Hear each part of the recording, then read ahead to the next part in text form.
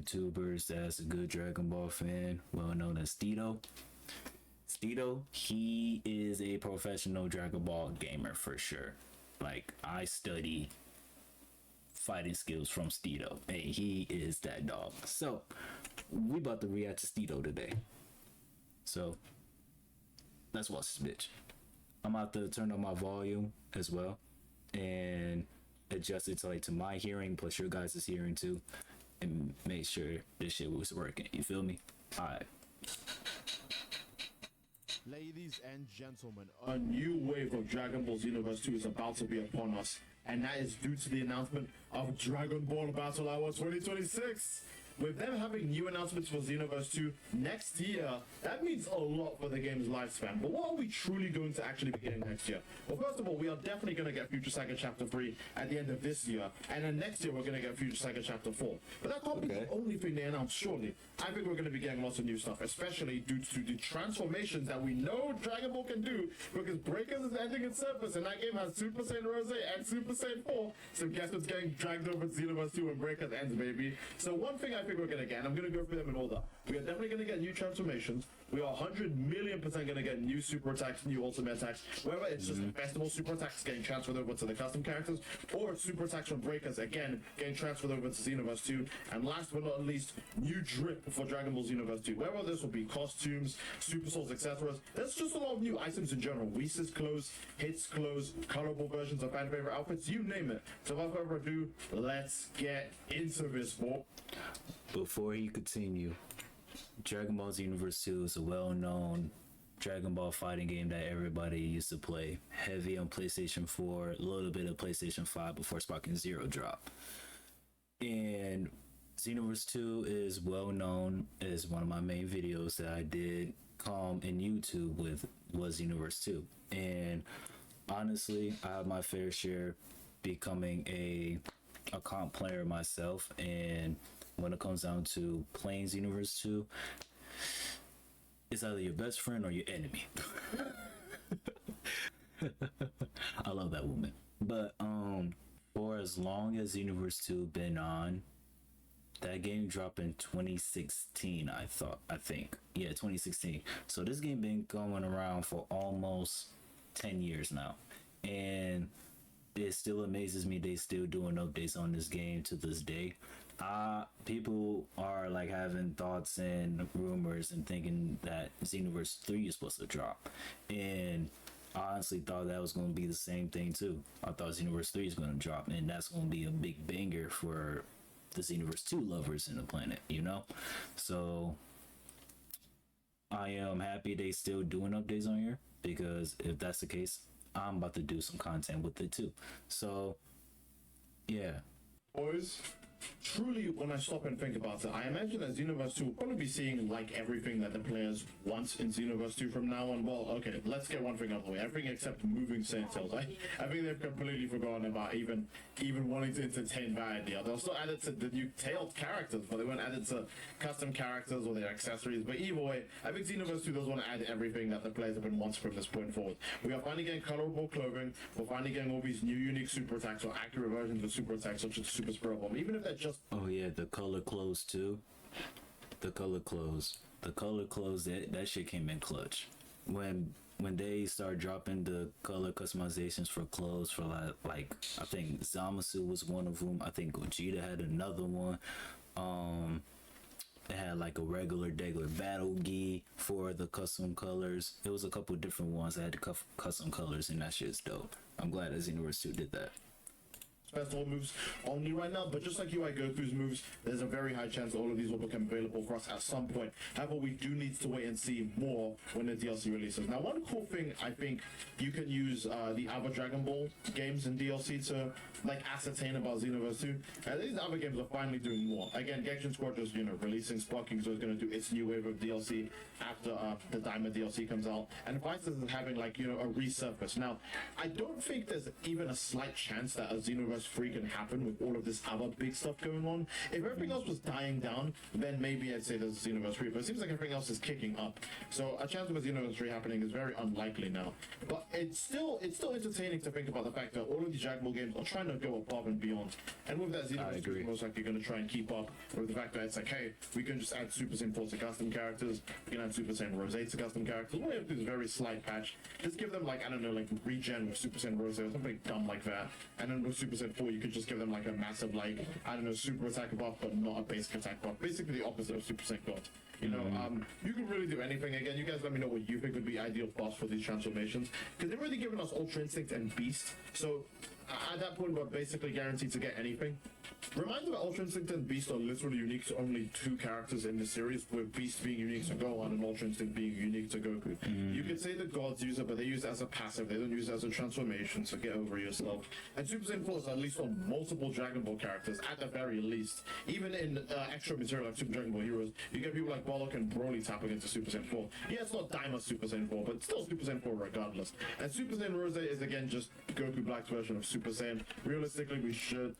Honestly, I get what Steedoj's going at. When it comes down with transformations and stuff like that, the only top 2 most unique transformations we got is Ultra Instinct and Beast. I'll keep that a solid book. That is true, because all the transformations that we technically got for Xenoverse 2 is what we got: all the Super Saiyans 1, 2, and 3. We got Potential Unleashed for Gohan. We got Beast transformation. We got Ultra Instinct. If anything, I'll be happy if they add Almond as well, because that's what I thought they was gonna do, like have Almond and Mastered, but they just did Mastered instead. They also Super Saiyan God, Super Saiyan Blue Evolution. They added Super Saiyan Rage. They just did. Oh no, they don't got Super Saiyan Rage. I'm geeking. That'll be Future Super Saiyan. There we go. And the variation for Vegeta, Super Saiyan 1 and 2. They added that too. And they added multiple more. So there is still room for improvement for as transformation wise, because people always gonna be hungry for more transformations. Rose, I haven't really hear about Rose transformation like that, but I know people will like to get Rose. Super Saiyan 4, on the other hand, a lot of people want Super Saiyan 4, because I agree, Super Saiyan 4 will be a dope ass transformation. I don't know how they're gonna do it, I don't know how they're gonna set it up, but if they do, that's gonna be a banger. They've already had that in the game by now, but it's whatever. If you want to add it later, feel free. And when it comes to new super attacks, I do think we're actually going to be just getting more stuff in general. Now, here's my personal opinion. I think most super attacks, and keep in mind I said most because some of these involve transformation, so I don't think they'll be available for all of custom characters. So like a good example is I don't think we'll get Super Spirit Bomb Festival for custom characters, obviously, because that involves a transformation animation. And keep in mind, you could just easily make it so that the character just goes like potential news, so just gets like a power effect or something. But I don't think they'll do that. I think Van Damme the Dimps isn't willing to actually do something like that. But I do think we'll get stuff like Starless Break, the Soul Punisher, God Punisher, Blaster Festival version, We could easily get moves like Infinity Rush, Hits Attack, etc, etc. Right? Those are moves that don't have any like weird special animations that will affect how they work on custom characters. And it's just bonus content for them to give the players when they have nothing else to give out, which is, getting pretty close to that time when it comes to Xenoverse 2 support. So any extra festival moves they add, or any extra moves in general that aren't on custom characters right now, are probably going to be added to them at some point. Keep in mind they are adding actually like canon version of moves. We have a Galaxy Breaker, we just recently got that one. Again, Super Spirit Bomb as well as Gogeta's move, and even Team Gohan's unique ultimate attack, where he basically powers up into Super Saiyan 2 and then does like a combo. That move is absolutely worthless on Team Gohan. I do believe that one will probably be available for custom characters. They'll probably make exclusive only to Saiyans. It might just, I think they'll probably just do that. But that move is a strike super attack or a strike ultimate attack on a key blast character. It literally doesn't do any damage on him. It literally only makes sense to move it to a strike character. So they'll either get available for custom Gohan adults, maybe, or they'll make it available for custom characters at some point down the line. But regardless, the fact that they're adding all of these basically like canon interpretations of attacks in the game makes me think that they are actually going to be adding in a bunch of new moves in general. We might start to get stuff like, you know, more accurate version of Xenoverse Sword Slash, or a more accurate version of Stardust Breaker. I mean the Z Stardust Breaker, where Gogeta like throws as a long range attack rather than a close range like nuke that is in Xenoverse 2.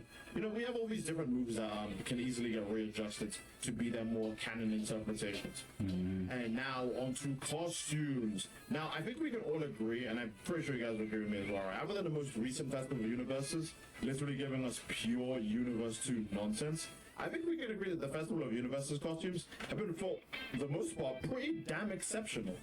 Every single Festival of Universe costume is either an outfit that people have wanted in the game for a while, or a colorable version of a popular outfit. And even if the outfit isn't popular, it'll be a colorable version of an outfit that people actually like in the game, like an outfit with a good design. And I think that means a lot personally, because again, colorable version of Goku's clothes has been one of the most requested things ever in. Like I said, like I mentioned a second ago, when it comes down what color clothes, that's a big thing that people like too, especially when it comes down to Xenoverse 2 like to do this little fashion contest. I remember they used to do that too.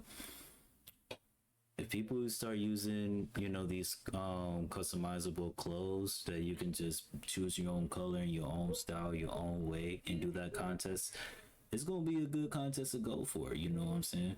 And for me, I like fashion. I like my clothes, you know, decked out. 24 Kobe Bryant jersey, you know what I'm saying? Like I like fashion, and I like the color schemes. If I'm gonna wear colors, I'm gonna make sure I match my colors, you know? So things like that means a lot for people. Like Xenoverse 2's entire history. Because obviously you want a colorable version of the main character's outfit, because the main character's outfit is iconic.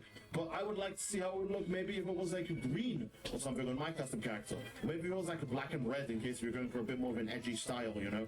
We did get stuff like, again, Vegeto's clothes colorable as well, which is basically the same as Goku's, but except we don't have the Gi symbol there, which I think is really cool. It lets you do even more unique stuff with the character's outfit. We have colorable Majin Buu's clothes. There's just so many like hyper unique things in Xenoverse 2 now, because of what they've done with like the colorable or customizable clothing in general. There's just a bunch of like cool stuff you can do now, and I don't think anyone's going to be against that. I don't think anyone's going to hate that. It's just nice to get, you know, I think I've said this before in many videos. If they made every outfit in the game like colorable, no one would hate that. That would probably get called one of the best updates in the game. It could literally add, you know, a single new super attack for a character. If it added a bunch of colorable clothing again, people would legit be like super hyped for that, because again, Baby's costume with colors, Super 17's costume with colors, Gogeta's costume with colors. All of these colorable outfits have made people just get back on the game just to customize a new look for their character and play the game longer. And that benefits the people who are making the game. And this isn't even talking about quality of life or other updates we're going to get throughout the game. Now again, I don't think there'll ever be an update that'll like remove something that's broken as like key cancels or XY from the game. I think that's just a curse we're going to have to bear forever. But we can at least pray for something that at least fixes any bugs or glitches. A good example is Jacko's Super Elite Ultimate Attack still doesn't really work, and that's a shame. And I know this is going to sound like a very minor gripe. I'm like the only human being that plays Jacko. But Jacko's Ultimate Attack not working is very sad, because I love it as a disrespectful Ultimate Attack. In general, just a lot of issues with Xenoverse 2 that I hope get fixed, or just moves that I hope get buffed. Hell, moves that I pray get nerfed, because that would be even better for the game's life. Hey, man. But either way, I think this is a good place to end the video. Again, you guys let me know what you think about the future of Dragon Ball Xenoverse 2 down below in the comment section. I still think... Yeah, that's basically what I said. Basically what I just mentioned, because whatever combos and whatever skill sets the game's gonna get for us in Xenoverse 2, at the end of the day, whatever they implement in the game is gonna be in the game. If people key cancel, they key cancel. If they don't key cancel, they don't key cancel. If they do square triangle and I decide not to do square triangle, so be it. What can we expect from Xenoverse 2? The Xenoverse 2, they low-key deliver, so it is what it is.